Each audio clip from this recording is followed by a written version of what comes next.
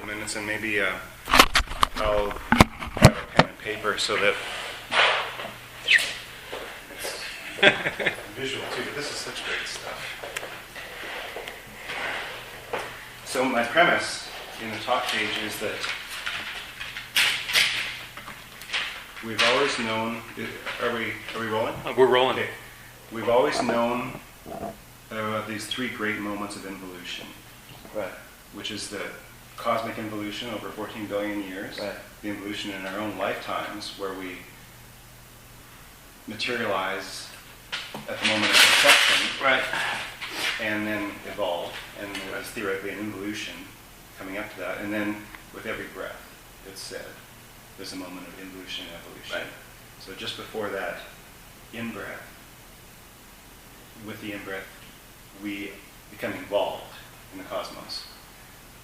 And the Wilber-Combs lattice, and more the Wilber-Combs map, the road map, which helps us trace our lifetimes through state stages and structure stages, also helps us understand what happens in every moment. So what happens in every moment?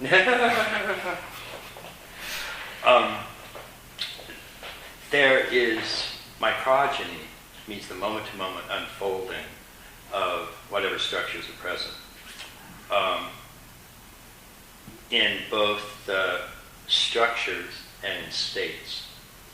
And states, because they're ever present, and also because they represent the really great, 3 or 4 really great realms of reality, gross, subtle, and causal, which is also body, mind, and spirit, and sort of any number of ways of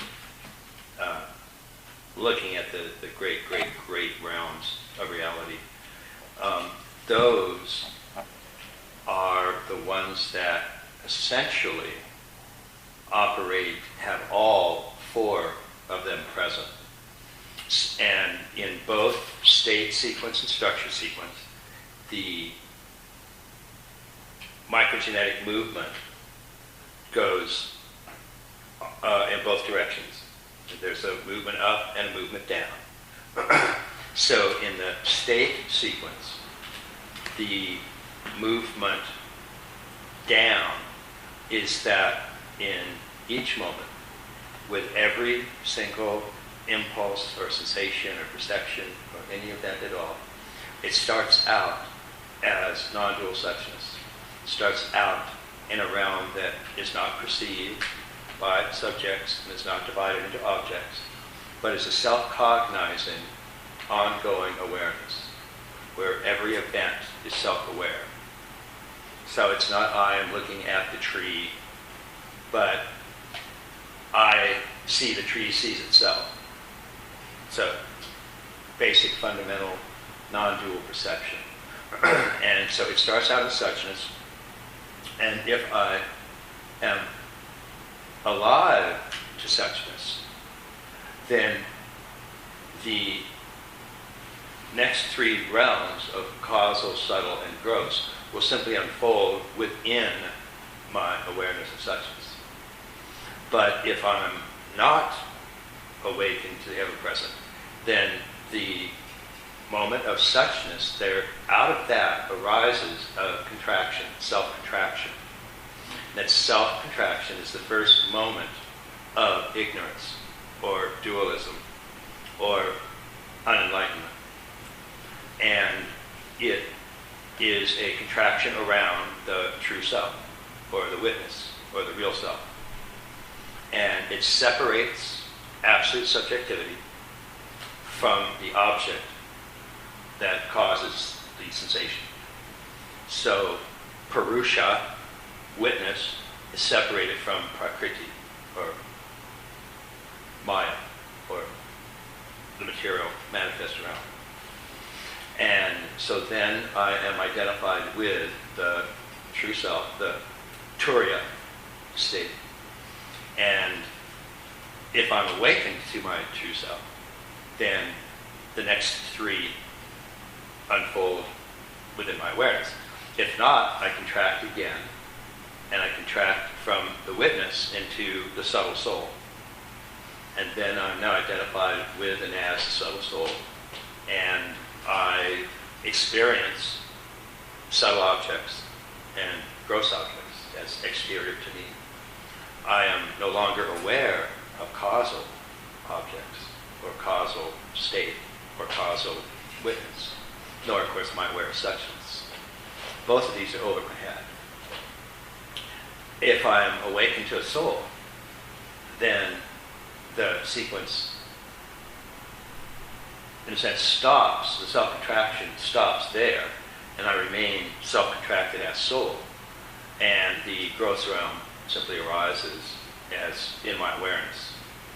If I'm not awakened to soul, then the contraction continues, and the self-contracting activity that first brought me out of suchness into witness into soul continues into ego, and I end up contracted as egoic self. Subtle objects become pre-conscious now with all the other realms that I'm unaware of. And I'm now aware just of the material, gross, reflecting realm, and as ego, and as whatever levels of development of the egoic self. That is simultaneously the creation of the manifest worlds. It's the creation going from non-dual suchness into a causal dimension of consciousness, and into a subtle dimension of luminosity, and then into a gross dimension of matter. And at moment to moment, that sequence is happening, that involutionary sequence is happening. And I slide down it to the point that I've evolved up it. So if I've evolved all the way to soul, then involution will go from non-dual to causal to soul, and there the contractedness will stop. Have you ever fallen down the stairs? Set of stairs? Yeah. Bang, bang, bang. Yeah, exactly. Oh, Exactly. Yeah. And then conversely, the other direction is at each moment there's a microgenetic movement from what's happening, perceptions that are striking me moment to moment. So there's a perception, wherever it starts, in gross, subtle, or causal, but say it starts in the gross, then that will move through all gross dimensions and into subtle, and move from subtle into causal, and then from causal into non-dual. And what, again, stops that is that if there's a perception, then, and I am unenlightened, then it will start the self-contraction around the gross ego. And so, and then if I'm unawakened to any of the higher states, then it will just continue as self-contraction in those states. And those states may or may not actually arise themselves. But the evolutionary movement stops in terms of, and based on how much I'm awakened to that sequence. So that's involution and evolution. So there's a gross object here. I perceive that in the gross realm. And if I'm realized to the subtle realm, then I get some subtle hit Yes. of that gross representation, but then it Yes. stops. This is perceived as being part of a subtle realm. Yeah. And the world itself is felt to be a psychophysical world, and not merely a material, dead, objective world. Mm-hmm. And so I'm awakened as subtle soul, and my proximate self is a soul, aware of ego as object. So the subject of one dimension becomes the object of the subject of the next. So in this case, my subject is soul, and ego is object. So I can introspect, I'm aware of the ego as an objective entity. I am existing as soul, and I'm aware of the subtle dimension. I'm not directly aware of soul, because that would make it an object of the true self, of the witness. And that will, if that has happened, then this will be perceived in a realm of equanimity, and being perceived by, well, I should add all 5 states to make it accurately.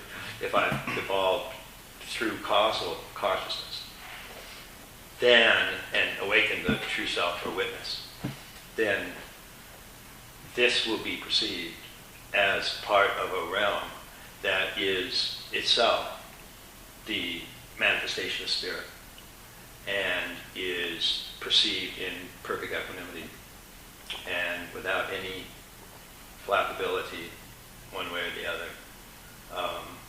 And if that's as far as I have awakened, then that's as far as evolutionary sequence will go.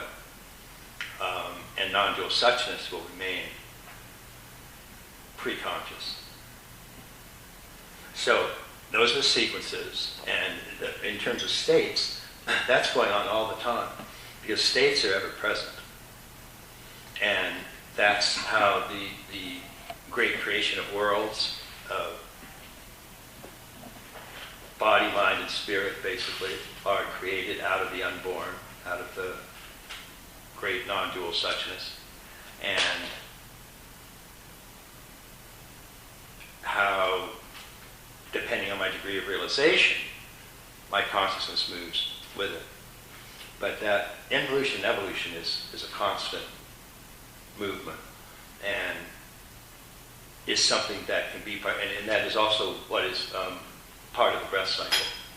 The in-breath is taking transcendental light and moving it down into material life. And the out-breath, just that reverse up the spine to the top of the head and above, releases life into light, back into pure luminous emptiness. And that sequence is happening, again, depending on how much I have awakened to the overall process. So it will come down and be pre-conscious to the point that I have evolved. And at that point it will light up, and I will be aware of the universe at that level and lower. And all of the universe is, prior to that, would be prior to my awareness. Now, essentially the same thing happens with structures, except structures are not ever present. And therefore the end of the structural sequence, which is supermind, is not involved in movement, microgenetic movement through structures. So if I have evolved to turquoise, then structurally, if I see something, then it will start a microgenetic sequence that goes up to turquoise and stops. It doesn't go beyond that. And because there's no structures there to receive it, and no awareness that's in those domains. And the same way, moment to moment, I can have willpower and awareness start at turquoise and go down the chain. So I can have, if I choose to pick up this cup of coffee, then I have a thought to pick it up, and it goes down the sequence till it hits the sensorimotor level of my body, and I reach over and pick it up. That's a downward microgenetic movement. But I won't have, if I'm at amber, for example, then I won't have anything being initiated at orange or green or turquoise. It's just not there.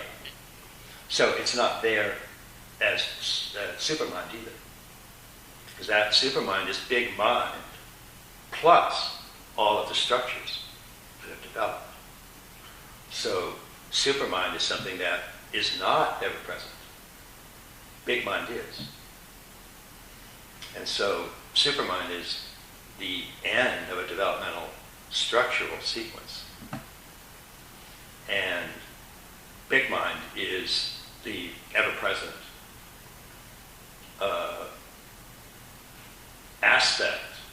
absolute aspect of reality. And as structures unfold, then they become available to the awareness of big mind. But big mind doesn't have awareness of these structures either. It's just if you're amber, you don't have turquoise. And big wine doesn't see it either. So that's microgeny in structures. It's just up and down, however many structures you have. So the upward starts with a perception. Or it can start any place in the chain and go down. Sure, so that's intention or will. Starts from your structure and then acts in the lower structures until the thing happens. Until whatever outlet that microgenetic downward movement has. And it might be an outlet at the first chakra, it might be an outlet at the second chakra, it might be an outlet at the third. And then going up, because you mentioned there's an energy that starts It can here start at any lower one and go up. and go up, but it'll go up only as far as your... And what would you call that going up? Well, it's a form of evolutionary movement. Okay. It can be energy or perceptions. Awareness can start at your third chakra and go up to your fifth, stuff like that. But if you're evolved only the fourth chakra, then it starts at the third, you can't go to the fifth. Right. Don't go to the fourth. Right. So using chakras as structures. Basic structures, yeah. Yeah. Then the movement can start anywhere in that chain. Right. And it will proceed up. As far as you far are as consciously awakened, consciously awakened. no further. And additionally, you can have a motivation or intention that will start at the highest structure or chakra that you become aware of, Yes. and then flow down Yes. from the others. Right. Got it. Right. An example of that moving up, Ken, that would be something like somebody at turquoise has a sexual impulse that's a lower impulse, but then places it within a turquoise context, and that would be a happening that would be a moving up of the... Okay. So, with the perception, there's evidently a lot going on. Yeah. Yeah, with both of those. And so this microgenetic movement up and down structures is happening within the movement up across states. So, Right. So a world arises, or is created, right, and within that world is sort of unpacked right, in the structures that exist. right, right, and it's going to significantly shift because you can be at red and have the Yeah. microgenetic state completely Yeah. evolved. Yeah. Yeah. But for a lot of people, their entire experience is right there. Yeah, Right there. yeah, and just in gross state, Yeah. subtle at most. Yeah. God help us. So, yeah. So,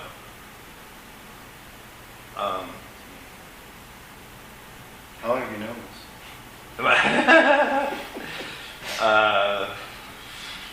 about a year or two. Yeah. It's wild. And microgeny, how do you define it? Microgeny is just the moment-to-moment unfolding of a sequence. And so one of the typical ways it's used is microgeny recapitulates ontogeny, which recapitulates phylogeny, which recapitulates cosmogeny. And that's just a way of saying that these great realms transcend and include their predecessors. And that sequence refers to structures.